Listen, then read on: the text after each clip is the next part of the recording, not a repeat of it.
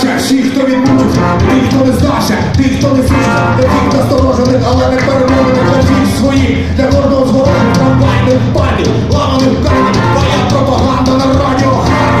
Кожного разу, все і відразу, не сигнали точного часу.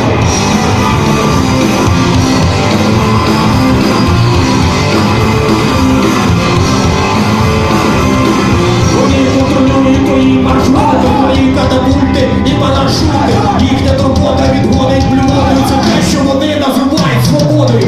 Потім, коли вони знайдуть ключі, коли тебе плескатимуть по плечі, коли заспокоюють, перепакують. Подумай, за скільки тебе будують.